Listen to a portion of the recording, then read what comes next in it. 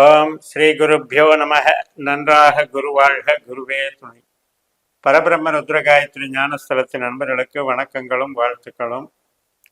இந்த பதிவு கடகலக்ன நண்பர்களுக்கு 10 நாட்களுக்கான தினசரி பலன்.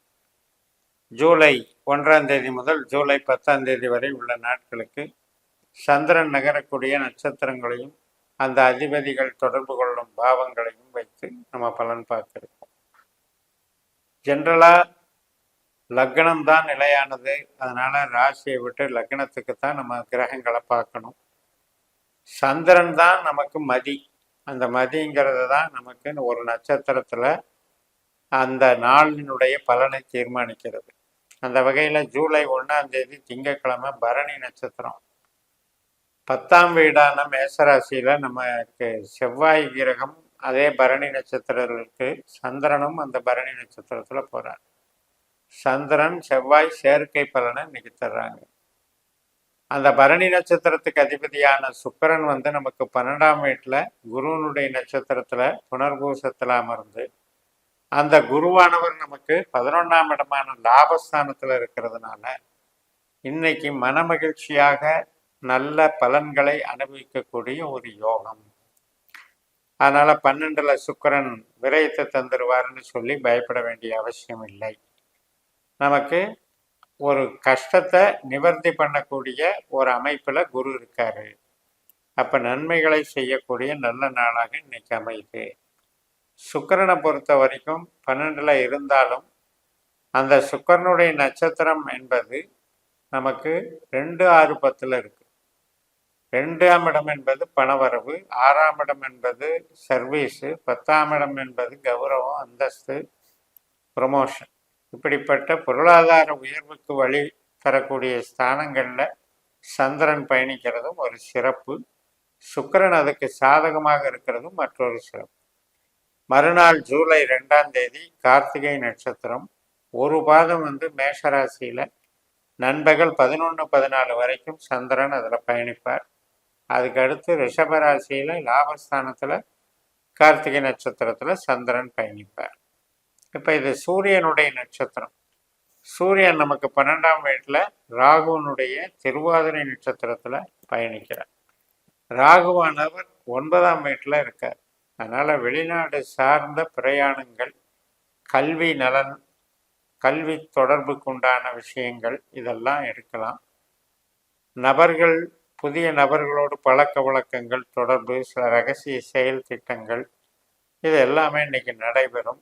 சில விரயங்கள் மூலதனங்களாக நமக்கு மாறி வளர்ச்சி பெறும். பட் அதே நேரத்தில் நமக்கு உற்பத்தி சார்ந்த தொழில் அப்படிங்கிறதுக்கும் ட்ரேடிங் சார்ந்த தொழில் வியாபாரம் அப்படிங்கிறதுக்கும் கொஞ்சம் மந்தமாக இருக்கும். நீங்கள் மேனேஜ்மெண்ட்டில் இருக்கீங்க, ப்ராஜெக்ட் பண்ணுறீங்க, கன்சல்டிங் பிஸ்னஸில் இருக்கீங்கன்னா நன்மைகள் தரும். கமிஷன் வகையும் நன்மை தரும். மறுநாள் ஜூலை 3ஆம் தேதி நமக்கு புதன்கிழமை அன்னைக்கு ரோஹிணி நட்சத்திரம். சந்திரன் லாபஸ்தானத்தில் சந்திரனாகவே செயல்படுகிறார். அப்போ வில் பவர் இன்க்ரீஸ் ஆகும். நம்ம நினைக்கிற காரியத்தை அதை நடத்தி கொடுப்பதற்கும் நமக்கு சரியான நபர்கள் வருவார்கள், சரியான உதவிகள் கிடைக்கும், சரியான சூழல் அமையும். நம்ம எதிர்பார்ப்புகள் நிறைவேறக்கூடிய நல்ல நாள். உறவுகள் சார்ந்த விஷயங்கள், திருமணம், குழந்தை பிறப்பு, சுபகாரியங்கள் இதுக்கெல்லாம் நன்மைகள் நடக்கும். இன்றைக்கு சந்தோஷமான நாளாக இதை பயன்படுத்தலாம். மறுநாள் வியாழக்கிழமை ஜூலை 4ஆம் தேதி மிருகஸ்ரீஷம் 1, 2 பாதங்கள் ரிஷபராசியிலும் 3, 4 பாதங்கள் மிதுன ராசியிலும் இருக்கு. இந்த மிதுன ராசிக்கு வர்றது மதியம் 3:57க்கு தான் சந்திரன் மாறுவார். அது வரைக்கும் ரிஷபராசியில செவ்வாயினுடைய நட்சத்திரத்துல இருக்காரு. தொழில் பலம் இன்க்ரீஸ் ஆகும். புதுசாக எக்ஸ்பென்ஷன் பண்ணுறது, புதிய பொறுப்புகளை சுமக்கிறது, அதன் மூலம் ஒரு அங்கீகாரம் கிடைக்கிறது, இதெல்லாம் நன்மைகள் நடக்கும். புதிய வேலைக்கான மாற்றங்களும் சில பேருக்கு நல்லா இருக்கும். வெளிநாட்டு தொடர்புடைய வேலைகள் இருக்கவங்களுக்கும் நன்மைகள் நடக்கும். பிரயாணங்கள் சில பேருக்கு அமையும். சிறப்பான நாள்.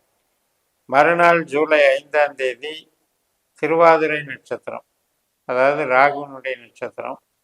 ராகு புதனுடைய நட்சத்திரத்துல இருக்காரு. புதன் நம்ம லக்னத்திலேயே இருக்காரு. அதனால இன்னைக்கு IT line, communication, consulting, commission வகை இந்த தொழிலில் இருக்கவங்க, போதனா மார்க்கம் இதில் இருக்கவங்களுக்கெல்லாம் நன்மைகள் நடக்கும்.